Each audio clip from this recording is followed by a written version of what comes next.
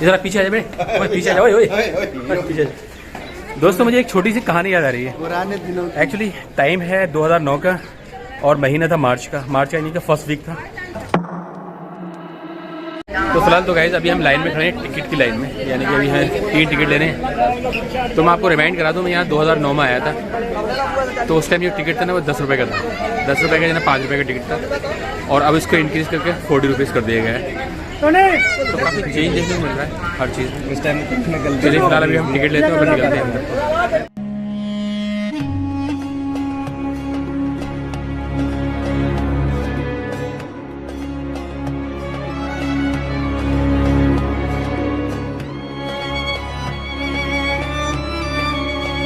तो फिलहाल तो गाइस हम आ चुके हैं अंदर। अभी टॉम के दर्शन नहीं हुए। अब देखते हैं, अंदर चलते हैं हुमायूं टॉम में अंदर, और वहाँ फील करते हैं उन पुराने दिनों को जब हिंदुस्तान पर मुग़लों का शासन हुआ करता था, यानी कि उन लोगों की बादशाहत थी। मतलब उस दौर में आप चले जाइए और उसको फील कीजिए कि मतलब क्या दौर रहा होगा वाकई उन लोगों का। ज़बरदस्त, क्या दिन थे यार। चलो फिलहाल तो अभी अंदर देखते हैं। शाहिद साहब हमारे बिल्कुल पीछे हैं और ये हाई गैस कर रहे हैं। इन्होंने अभी अपने आप से एक प्रॉमिस किया था कि आज से मैं अपनी ब्लॉग की स्टार्टिंग करूँगा, वो भी हज़रत निज़ामुद्दीन औलिया साहब की दरगाह से। लेकिन अफसोस ये इसमें कामयाब नहीं हो पाए। रीज़न तो मुझे नहीं मालूम, लेकिन जब हम फर्स्ट टाइम किसी चीज़ की शुरुआत करते हैं तो बहुत सारी प्रॉब्लम्स हमें फेस करने पड़ती हैं, लेकिन चीज़ें जो है ना धीरे धीरे सॉल्व होती रहती हैं और आप आगे बढ़ते रहते हैं। तो मैंने इनसे कहा था कि आप एक बार स्टार्ट तो करें, तो चीज़ें धीरे धीरे सॉल्व होंगी और आप आगे बढ़ते रहेंगे। तो फिलहाल तो मेरे सामने है हुमायूं टॉम, और अभी से ही बहुत ज़्यादा खूबसूरत लगने लगा है, और आगे जाके देखते हैं वो कितना ज़्यादा और ज़्यादा खूबसूरत होगा।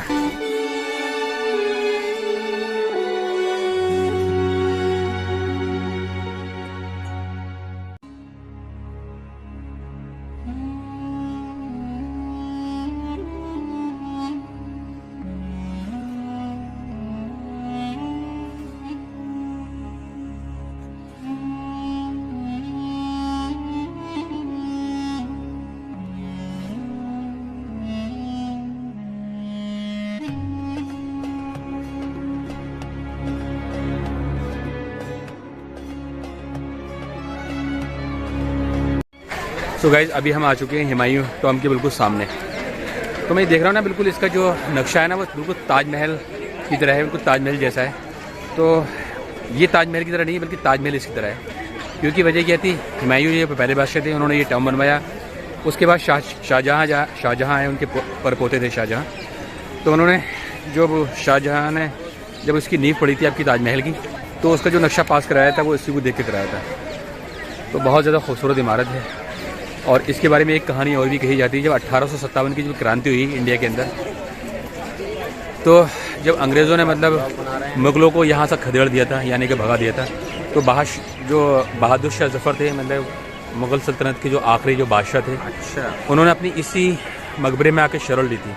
वो इसी मकबरे में आके वो छुप गए थे, और यहाँ से निकलने के बाद फिर वो हज़रत निज़ामुद्दीन औलिया की दरगाह में जाके छुपे थे। वहाँ उन्होंने शायद मक्के की 2 या 3 रोटी खाई थी, और उसके बाद मक्के की रोटी भी पता है? हाँ, मक्के की रोटी खाई थी, और उसके बाद वहाँ से वो कूच कर गए थे। और उसके बाद फिर यहाँ दोबारा फिर आए, और अंग्रेज़ों ने ये इनको कैप्चर कर लिया था, यानी कि कैद कर लिया था। और यहाँ कैद करने के बाद उन्हें इस शर्त पर छोड़ा गया था कि मतलब आपको यहाँ से आपको भारत को छोड़ देना है। तो उन्हें यहाँ से रवानगी कर दी गई थी उनके रंगून की तरफ, यानी कि वर्मा की तरफ, और वहीं उनका इंतकाल हो गया, और वहीं उनकी कब्र है। तो उनका जो ख़ानदान था, तो अंग्रेज़ों ने सारे लोगों को कत्ल कर दिया था। मतलब उनके जवान बेटे, जवान उनके जो पोते थे, उन्हीं के सामने उनको गोली मार दी गई थी, इसी मकबरे के सामने। तो बहुत सारी कहानियाँ हैं। कभी मैं हुमायूं टॉम पे जो एक व्लॉग बनाऊंगा तो सारी आपको विस्तार से एक्सप्लेन करूंगा इस मकबरे के बारे में, और बहुत ज़्यादा खूबसूरत है, मेरे सामने ही है। तो मैं ये सोचता हूँ यार, मतलब क्या ज़िंदगी होती है और क्या ज़िंदगी है। हम लोगों की ज़िंदगी ना बहुत ज़्यादा लंबी नहीं है। ये लोग आए, और हिंदुस्तान पे इन लोगों ने ना, बादशाहों ने सैकड़ों साल तक मुग़ल सल्तनत ने राज किया, और आज की डेट में उनका कोई निशान नहीं है, कोई नाम निशान नहीं है। लेकिन उनकी बनी हुई चीज़ें जो हैं, मकबरे हैं, बहुत सारे टॉम हैं, बहुत सारी मस्जिदें हैं, आज भी हिंदुस्तान में मौजूद हैं।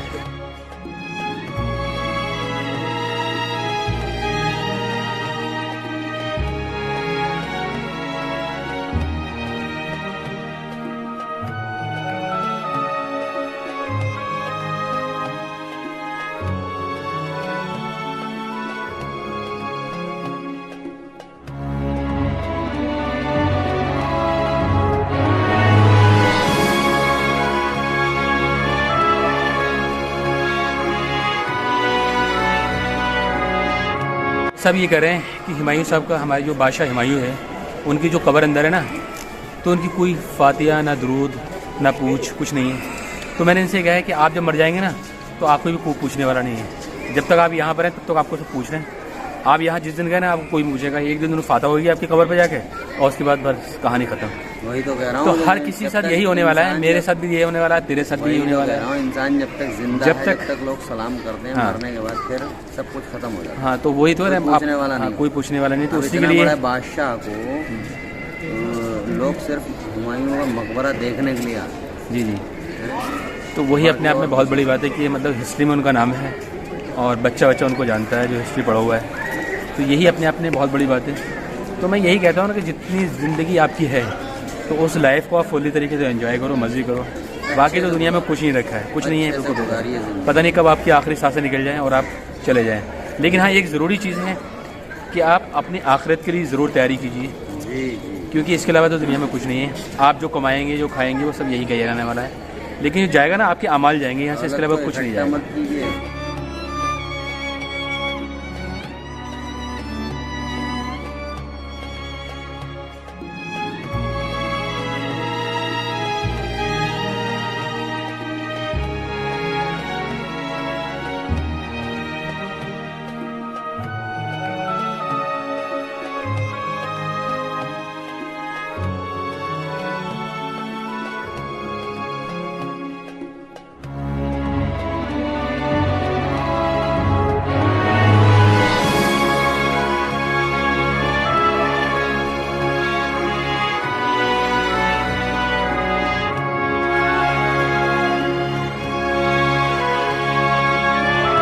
फिलहाल तो भाई साहब इतनी बड़ी इमारत, मतलब नीचे पूरा एक तरह में हॉल है और जो उनका जो कब्र है ना तो अंदर है। तो अभी हम मतलब मकबरे में अंदर जाने की कोशिश कर रहे हैं, देखते हैं अंदर का सीन कैसा रहता है। इन सब भी और वो मेरे पीछे हैं। तो यार जब ऐसी इमारतों को मैं देखता हूँ, यकीन मुझसे मालूम करो ना, मैं बड़ा जज्बाती हो जाता हूँ और मेरे आंखों से आंसू झलकने लगते हैं कि मैं ये सोचता हूँ यार मतलब ज़िंदगी में यार कुछ नहीं है वाकई में, कि कैसे कैसे बादशाह आए और कैसे कैसे निकल गए, आपको पता ही नहीं लगा। हम तो केवल उनका नाम निशान जो आप हिस्ट्री में पढ़ते हैं कि यार हुमायूं आए थे, बाबर आए, शाहजहाँ आए, औरंगज़ेब आए, सब लोगों ने अपने अपने वक्त में एक बड़े बड़े हिंदुस्तान पर शासन किया और उनकी जितनी भी बनी हुई इमारतें ना वो आज भी हिंदुस्तान में मौजूद हैं। तो और उन लोगों का नाम निशान नहीं है। तो आप ये सोच सकते हो कि ज़िंदगी कितनी बड़ी, ज़िंदगी बहुत बड़ी नहीं है। तो जो भी पल हैं, जो भी आपके पास वक्त है, हर पल को आप अच्छे तरीके से एंजॉय करो और हर मोमेंट को एंजॉय करो। भाई यही ज़िंदगी और इसी का नाम है ज़िंदगी है। फिलहाल तो अभी हम चलते हैं पीछे, हमारे मैं देख रहा हूँ ना, तो अभी आप मेरे पीछे देख रहे हैं, उनकी खबर है हुमायूं, जो बादशाह हुमायूं थे उनकी पीछे खबर है। ज़रा हम उनकी खबर पर जाकर फातहा पढ़ते हैं, उसके बाद 2-4 पिक्चर्स साइड बाई चलेंगे और फिर यहाँ। तो आप मेरे सामने देख सकते हैं, ये है हुमायूं कब्र। तो मरने के बाद इन्हें क्या मिला, एक बहुत बड़ा मकबरा बनवाया और मुश्किल से 2 गज जगह इनको मिली जहाँ वो दफन है और वो आराम से यहाँ सो रहे हैं। तो आप ये देख सकते हैं इनकी यही कब्र है। बड़े हिंदुस्तान पर राज करने के बाद, हिंदुस्तान पर शासन बादशाहत करने के बाद उनको जगह कितनी मिली है, बस यही जगह मिली है, यहीं से आराम को सो रहे हैं। तो ये सारी चीज़ को देखकर आपको बड़ा एक तरीके से बड़ा रोना आता है कि वाकई हम देखते हैं कि। तो गाइस इस मकबरे के बारे में मैंने थोड़ा सा और पढ़ा, अभी मैंने थोड़ी सी हिस्ट्री देखी इसकी। तो जो मकबरा बनवाया गया था वो 1532 में बनवाया गया था और इसको बनवाया था जो हुमायूं की जो बेगम थी, विधवा बेगम हमीदा बानो, उनके आदेश पर बनवाया गया था ये। यानी कि उस वक्त तक जो हुमायूं का ना इंतकाल हो चुका था और उसके बाद ही इस मकबरे को यहाँ बनवाया गया था। तो अभी मेरे पीछे देख सकते हैं कितनी खूबसूरत इमारत है, ये देखिए। मतलब इस मोबाइल में, इस कैमरे में कैद करना बड़ा मुश्किल है। और तो हमने वहाँ से ट्रेन पकड़ी सहारनपुर की और ये लोगों ने ट्रेन पकड़ी मुरादाबाद से सहारनपुर की, हम वहीं आके मिले और हम लोग गए शिमला घूमने के लिए। और भाई साहब वहाँ जाके एक घटना हो गई थी।